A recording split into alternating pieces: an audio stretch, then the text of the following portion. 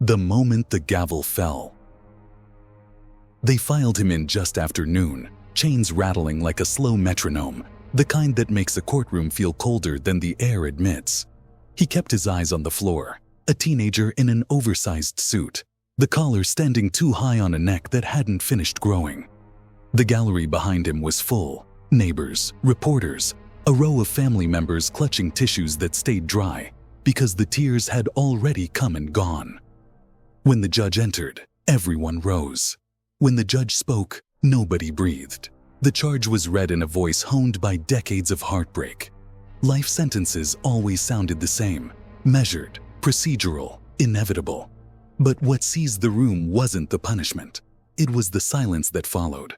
The boy blinked, once, twice, as if the syllables might rearrange themselves into a different future.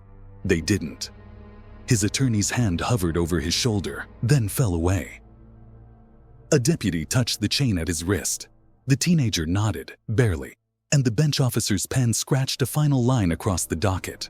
Earlier that day, the court had played a fragment of a 911 call. The audio was compressed, the timestamp flickering across a screen wheeled in on a cart. A strained voice, a fumbling address, the brittle edge of panic. Jurors watched, not for the first time, but more intently now that the verdict was behind them. They had heard the experts talk about angles and patterns, and how certain stories collapse under their own weight. The defense had offered a different explanation, one meant to leave a sliver of doubt. But the jury found that the sliver never opened into a door. The detective who led the case stood in the corridor when the hearing broke. He'd been on the job long enough to know that some files never really close. The paper ends, but the echoes travel. When asked what convinced him, he said it was the ordina. She did not curse the defendant. She talked about mornings that would now be quieter, about a favorite breakfast, about the extra chair at the table that would always be one too many. The court reporter's fingers flew to keep up. When the woman finished, the judge thanked her, not for anger or forgiveness, but for clarity. Evening pressed its face against the courthouse glass by the time the last deputy returned his keys and logged his shift. In the lobby, an officer paused at a corkboard layered with flyers for support groups and counseling hotlines. He straightened one that had slipped, then stared for a moment at a black and white photo pinned to the corner. A candlelight vigil from months earlier, faces half lit and earnest. The officer exhaled and pushed through the doors into the brittle air. Across town, a producer clipped together the day's footage in an edit bay that smelled like old coffee and warm circuitry. The last shot she chose wasn't the gavel or the cuffs or the press scrum.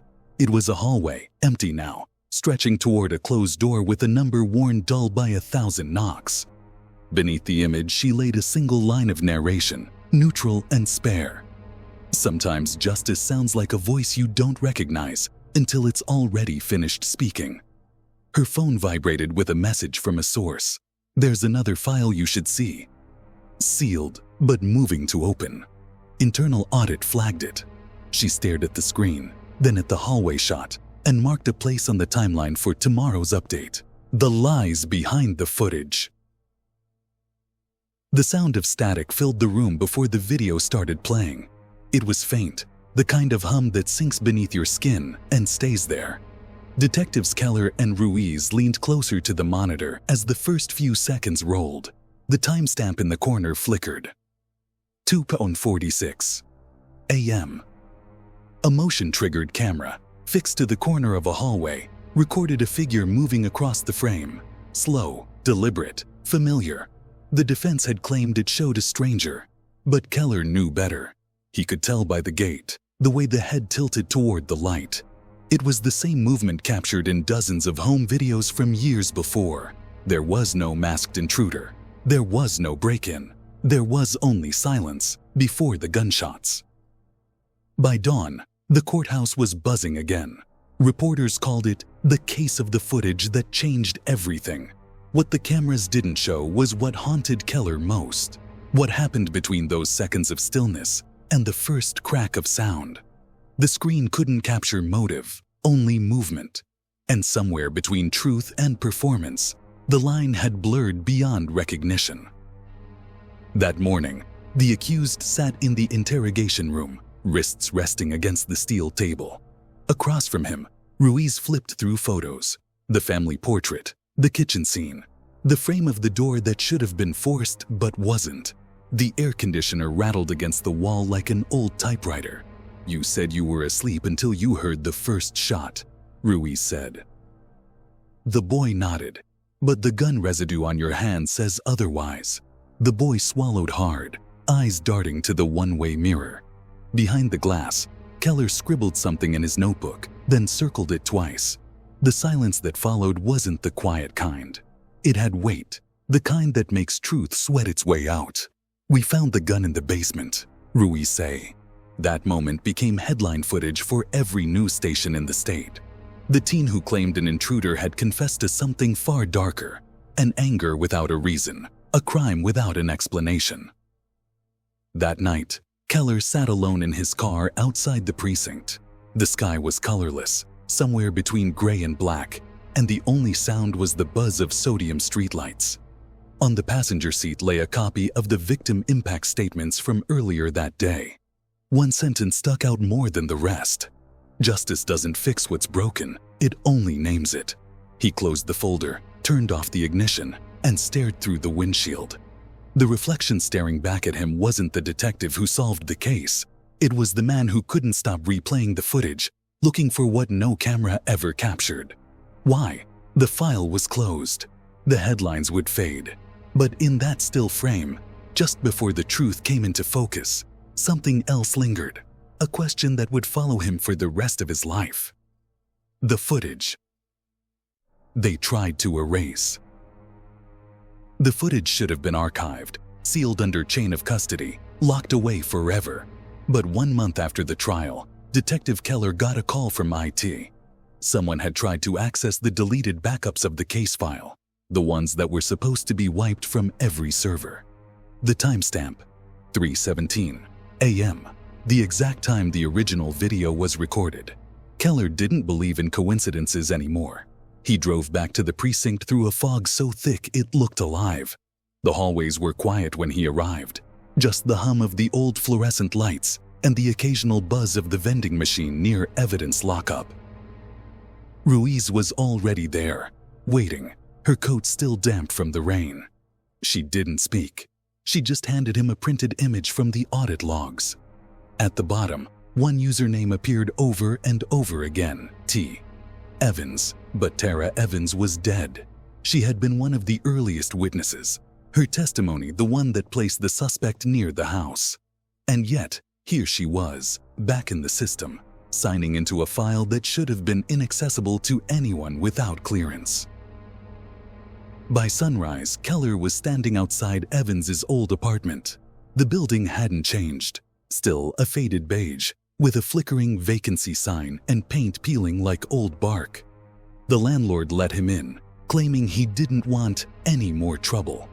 The detective walked through the hallway slowly, every creak of the floorboards echoing against the walls. The air was still heavy with the scent of mold and dust. Inside her unit, everything was as she'd left it: cold coffee cups, uncollected mail, an unplugged clock frozen at 2:46, the same time on the video's timestamp. On the kitchen table sat a dusty laptop, its screen cracked, but its power light faintly blinking. Keller opened it. The desktop was empty except for a single folder. Look closer. Inside the folder. Inside. A week later, the press got wind of the leak. Headlines screamed about corruption in the evidence room and the case built on lies. The footage that once changed everything was now proof of everything wrong. The boy who'd confessed walked free pending retrial. The families were furious. And Keller? He resigned the next day. But the story didn't end there. Months later, Ruiz received a flash drive in an unmarked envelope. Inside was a single file, another video clip. It was grainy, blue-gray, time-stamped just 1 day before the crime. In it, Officer Brennan and a second unknown man were seen arguing in that same hallway. At the end of the clip, Brennan looked directly into the camera and said something that chilled her to the core. "When they find this, it'll already be too late." The drive was turned over to state authorities. The investigation widened, revealing layers of deception that stretched far beyond one case. Multiple files had been altered across different precincts. Small changes, edited timestamps, quiet manipulations. The footage that once exposed the truth had become a weapon for rewriting it. And that's when Keller's phone rang again. A voice on the other end whispered, "There's another video. It shows who was really there that night. Check the locker under your name. You were never supposed to see it." He didn't recognize the voice, but he didn't have to. He already knew what it meant. When he reached the precinct's basement storage, he found an old evidence box labeled, "Do Not Destroy." Inside, beneath the case files and burnt discs, was a single DVD. The handwritten label read, "Truth Number 2, Hallway, Continuous Recording." As he loaded it into the monitor, static filled the screen. And then, frame by frame, the entire truth unfolded. But what he saw in those final seconds, no one else ever did. If you thought this story was chilling, this next case makes this one look simple. Hit subscribe, because what you're about to hear next might just be the one case no one wants solved.